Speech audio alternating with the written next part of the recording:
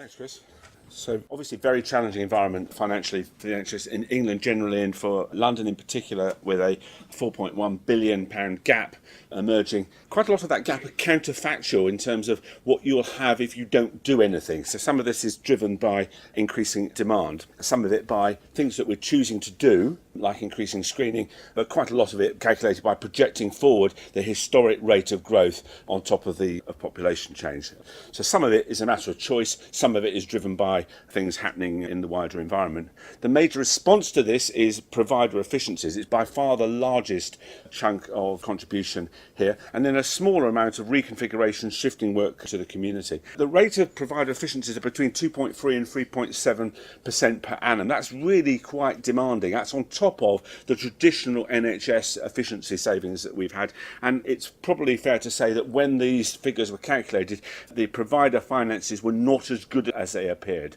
Some very clever financial massaging across the NHS has been done to reduce the level of the apparent deficit. So it's very demanding, and particularly demanding for community services when the assumption is that work is going to be shifted to community services, and most of their costs are, of course, staff. And then some savings from demand management and activity reductions as a consequence of that, but in the face, as we'll show you in a minute, of rapidly growing population. Bit of a risk in double counting some of these savings in the way that they're calculated, but we weren't really unable to unravel that. So in common with England, the population is growing. London's population is growing very substantially faster than England's at 6.5%. Government strategy to make the UK a very unattractive place to come and migrate to may ameliorate this number, but you can see it's a very substantial increase. London is ageing less rapidly than the rest of the country, but it's still quite substantial. And there's also very big growth in the 0 to 14s. In fact, there's an additional maternity unit worth of births in London over the next 5 years. That's quite substantial levels of change. And these are, as you see, quite big numbers, with a particular issue in North East London, which is growing at an extraordinarily fast rate. Not surprisingly, when you take the changes in the age structure, because once you get to 65, the curve becomes exponential in terms of your use of hospital services. So this converts into an 8.8% increase in hospital activity as a result of population change. This doesn't take into account the fact that we've now started screening people for colorectal cancer and a number of other changes which will drive increased activity. So there's a sort of baseline figure of around 8.8, and that converts into a higher proportion in growth for bed days, because as the population ages, also patients do tend to stay in hospital longer. So there's a nearly 10% growth in bed day demand over this period, and it's slightly greater than the rest of England.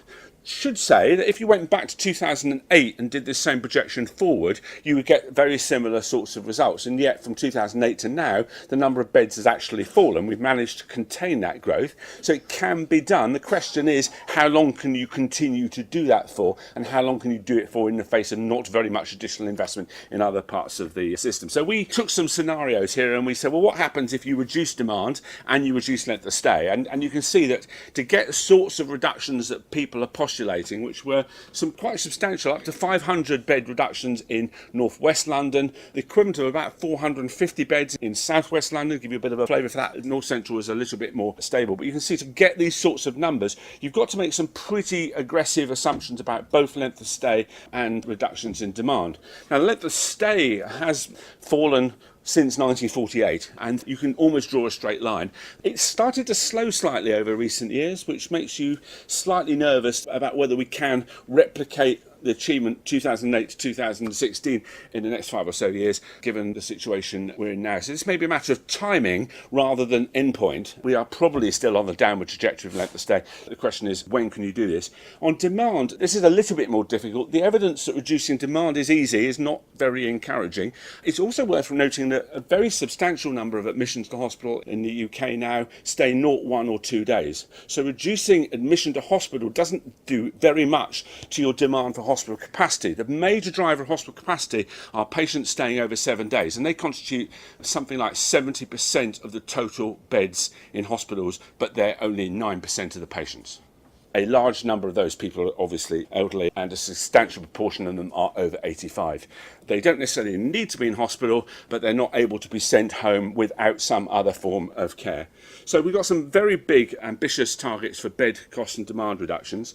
There's a 2.5% increase in primary and community care over this period. There's a shift in the proportion of spending planned in the STPs. That doesn't seem to me to have quite this level of leverage that you would need to have to see the sorts of bed reductions that we're seeing proposed. So there's kind of issue about both the scale of investment and the rate of change that will be required to make this happen.